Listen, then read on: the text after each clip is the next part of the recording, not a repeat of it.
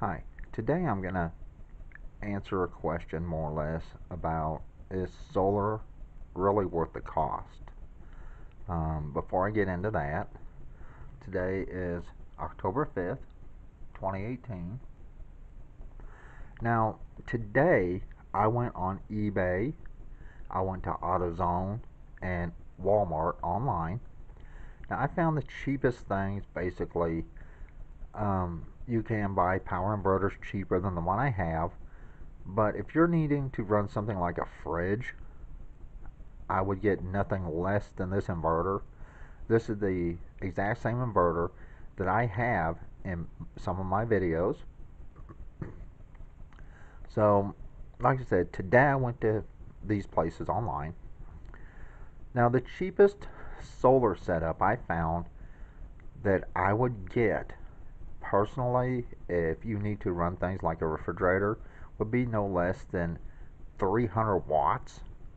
Um, This solar kit, I don't know a whole lot about it. The panels are basically the same type of panels I have. It does come with a different charger controller than the one I have. But this is a kit. Comes with the cables, charger controller, and three 100-watt panels, 25-year life cycle, warranty, whatever. And this is free shipping. When I look for stuff on eBay, I always go for free shipping. I always put US, so it only finds stuff in the United States. For this kit, this is a really good price, $338.77. Okay, and like I said, if you live in a place where the power goes out once every 5 years for 30 minutes, solar is an expense that, if you figure it that way, you wouldn't even save on the cost of your solar. But if you live in a place where you have a lot of power outages, um, when we lived in Texas, where we lived, we had constant power outages. I mean, the power was out at least 3 times a month. One time the power was out for 4 days, and we had just went shopping, so everything in our fridge went bad. Um, so it all depends on where you live. If solar is actually right for you, it depends on what you're going to use it for. In an emergency power system, a thing where you have to have emergency power, once again, I would go with no less than 300 watts of power. Alright, and $338.77 is a really good price. That's way more than I paid for my 300 watt panels. In fact, I do have a picture somewhere of my panels and what I paid for them. Alright, now this is the same power inverter that I have in my videos. Of course, it's not available in your stores, but you can have it shipped to your store, and that's what I did. And the price is still $99.99.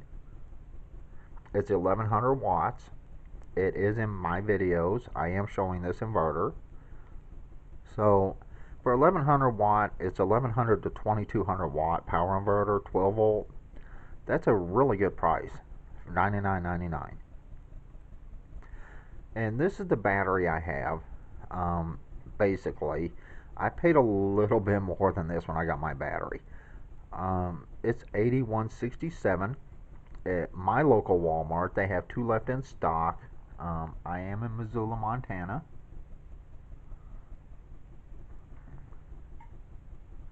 I don't know if you can see that or not, but it does show my local store. And this is basically the battery I have, but I actually have 2 of these. So what I'm going to do is I'm going to add up the price just of these 3 items. It is best if you use a power inverter off a battery, you have a fuse on it. The inverter has fuses. It's real easy to change the fuses on that if one blows. The fuses are all on the back of the inverter. So those are the 3 things you need to get started with solar. And what I did was I added up the upfront cost, the price for everything. Alright, that includes the $12 battery core charge at my local Walmart. Because if you don't have a battery to take in, it's going to be like a $12 core charge. The total cost just for this minimal setup is $532.43. And that is with the core charge added. So it would be $12 cheaper, 11, 10 to 12 cheaper, depends on where you go for your battery and how much your battery costs. Make sure you get a dual cycle battery like a marine battery or a deep cycle battery. You do not want a car automotive battery. They will not work well with solar. They're not made to discharge like solar. So just over $500. You can actually have power that will power things like your refrigerator if your lights go out. You can power your computer. My girlfriend's computer does run off of my modified sine wave inverter, my Power Bright. It has no problems with that. In one of my videos, I show our higher air conditioner running off of this one battery charger, the power inverter. But remember, I also have two batteries. I also have 400 watts of solar, so it's 100 watts more than this set. This is the bare minimum you really want to start with if you go solar. So what you need to do is figure out how often the power's out, what you can possibly lose if the power goes out, if the inverter will actually handle things like your refrigerator. We have a small refrigerator. I don't know if you can actually see it. It's not real big. And what you're needing to power off of it. But for the bare minimum, this is what I would get if you're wanting to go into solar. Now, once again, you have to understand that it also has to do with where you live, how much sun you're going to get, and what you're going to be running off of it. I don't know anything about this company here. This is not where I bought my panels from, but this is actually the cheapest